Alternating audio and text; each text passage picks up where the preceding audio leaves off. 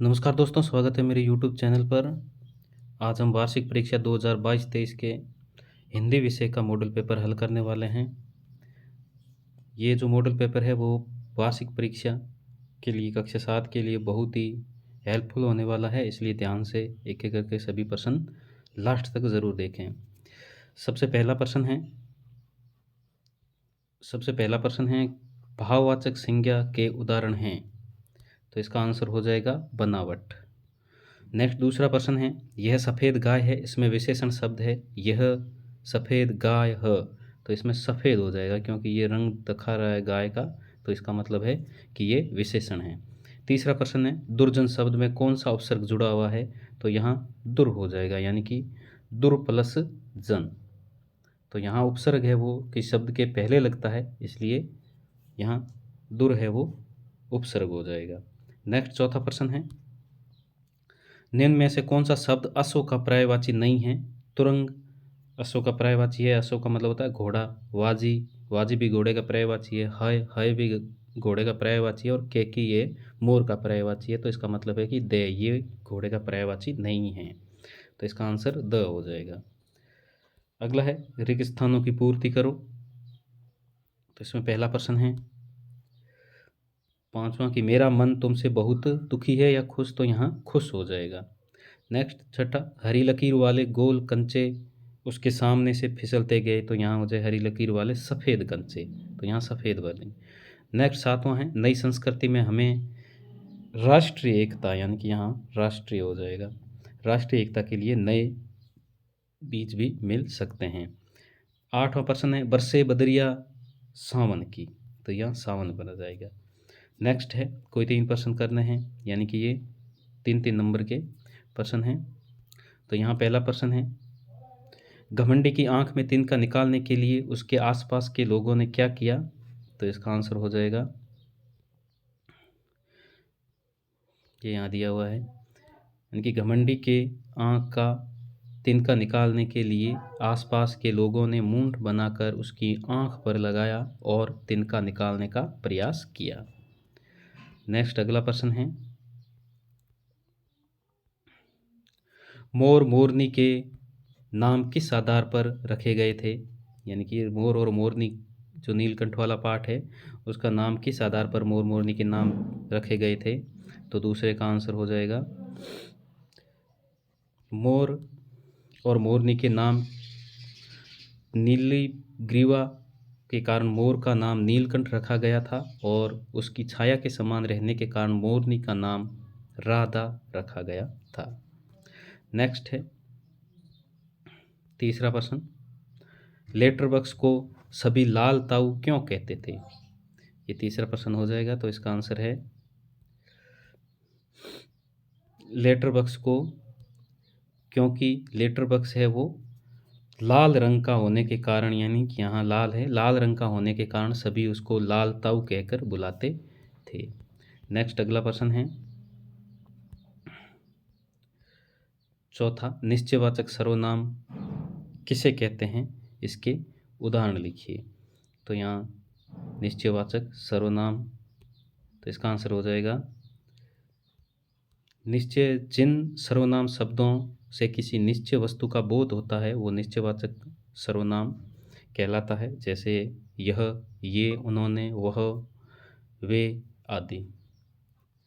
Next है अगला प्रश्न कंचे जब जार से निकलकर अप्पू के मन की कल्पना में समा जाते हैं तब क्या होता है, तो इसका आंसर हो जाएगा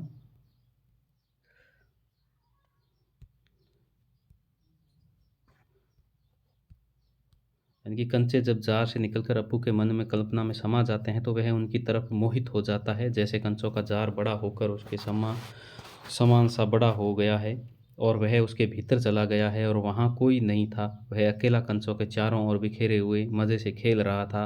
हरी लकीर वाले सफ़ेद आंवले से गोल कंचे उसके मन में छा गए। मास्टर जी ने कक्षा में पाठ रेलगाड़ी को पढ़ा रहे थे, लेकिन उसका दिमाग में तो कंचों का खेल चल रहा था। उसे मास्टर जी के द्वारा बनाया गया वॉयलर भी कंचे की जार ही नज़र आता था और उसका दिमाग केवल कंचों के बारे में ही सोच रहा था। नेक्स्ट है अगला प्रश्न।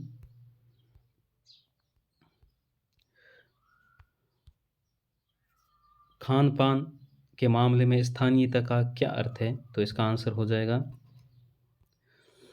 खान पान में स्थानीय के मामले में अर्थ है कि किसी विशेष स्थान के खाने पीने का विशेष व्यंजन जिसकी प्रसिद्धि हर दूर दूर तक हो, और समतल जैसे समतल मुंबई की पाव भाजी, दिल्ली के छोले कुलचे, मथुरा के पेड़े, आगरा के पेठे नमकीन आदि।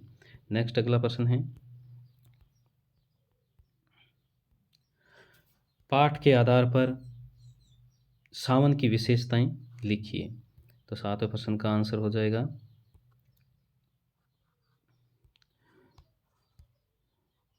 सावन के आते ही बादल चारों ओर दिशाओं में उमड़ घुमड़ कर विचरण करने लगते हैं, बिजली चमकने लगती है, वर्षा की नन्ही नन्ही बूंदें बरसती है, शीतल हवाएं चलती है और मौसम सुहावना लगता है। नेक्स्ट प्रश्न है 8वां, साक्षात्कार पढ़कर आपके मन में धनराज पिल्ले की कौन सी छवि उभरती है, वर्णन कीजिए। तो इसका आंसर हो जाएगा,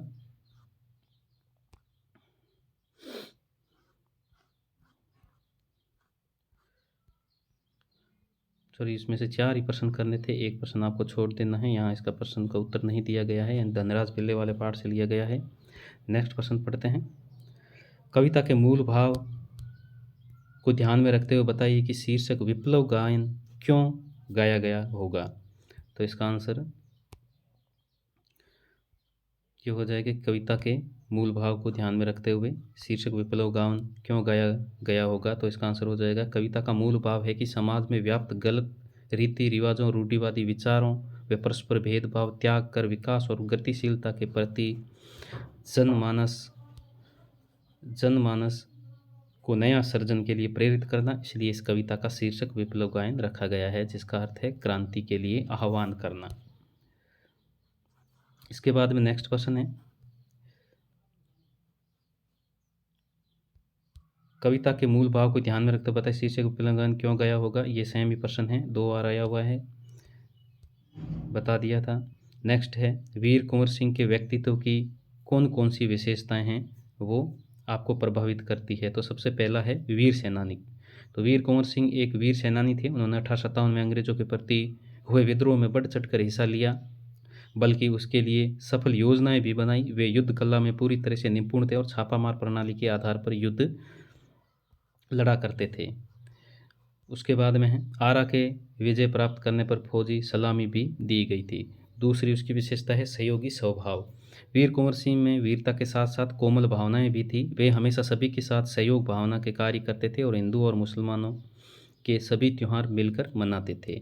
नेक्स्ट तीसरा विशेषता है दृढ़ संकल्पी। वीर कुंवर सिंह दृढ़ संकल्पी थे। वे हमेशा देश की रक्षा के लिए तत्पर रहे, इसलिए वे मरने से 3 दिन पूर्व जगदीशपुर में विजय पताका फहरा सके। चौथा विशेषता कि समाज सेवक। वीर कुंवर सिंह साहसी देशभक्त होने के साथ साथ वह एक अच्छे समाज सेवक भी थे और समाज की सेवा की दृष्टि से उन्होंने अपने जीवन में कई पाठशालाओं का खोलने का कार्य भी किया। तो इसके बाद में है व्याकरण के कुछ प्रश्न हैं, कारक किसे कहते हैं ये आपको देख लेना है। उसके बाद में वीर कुंवर सिंह की विशेषताएं ये हो जाएगा। नेक्स्ट है,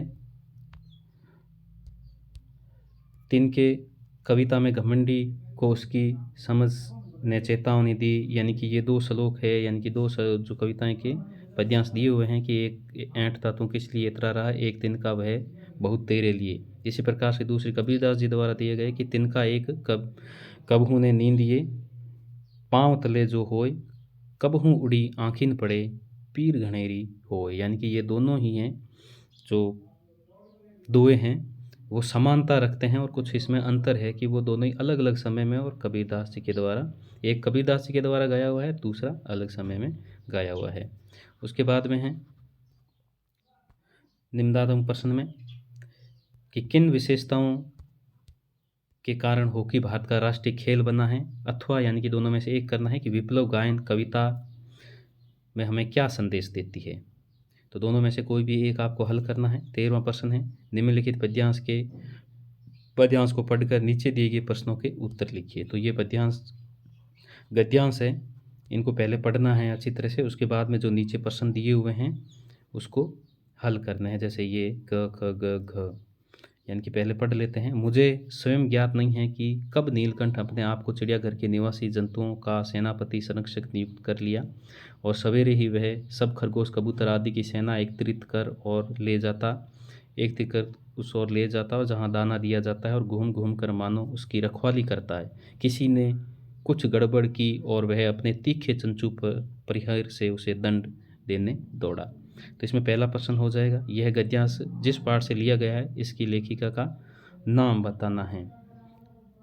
तो ये नीलकंठ पाठ है, उसके लेखिका का नाम बताना है, वो नाम आपको यहाँ लिखना है। अब है नीलकंठ ने अपने आप को क्या कर लिया था, तो यहाँ हो जाएगा इसका संरक्षक नियुक्त कर लिया था। तो नेक्स्ट है ग, नीलकंठ सेनापति रूप में क्या करता था, यानी कि वो अपने चंचू प्रहार से वो दंड देता था, कोई बदमाशी करता था। तो उसके बाद में गह है, नीलकंठ किसी जानवर को दंड कैसे देता था, अपने चंचू पर यानी कि चोंच की प्रहार करके वो दंड देता था। इसी प्रकार नेक्स्ट 14वां प्रश्न है, कोई एक प्रार्थना पत्र लिखना है, यानी कि स्थानांतरण प्रमाण पत्र के लिए, यानी कि टीसी का प्रार्थना पत्र है, और एक है प्रधानाध्यापक जी को शुल्क मुक्ति के लिए प्रार्थना पत्र। दोनों में से कोई भी एक प्रार्थना पत्र आपको लिखना है। नेक्स्ट है एक निबंध लिखना है, मेरा विद्यालय अथवा विज्ञान के चमत्कार, कोई भी एक निबंध आपको लिखना है। तो दोस्तों ये था सामाजिक विज्ञान का हिंदी विषय का कक्षा 7 का मॉडल पेपर। अगर ये वीडियो अच्छा लगा है तो इसको लाइक शेयर और सब्सक्राइब ज़रूर करें। धन्यवाद।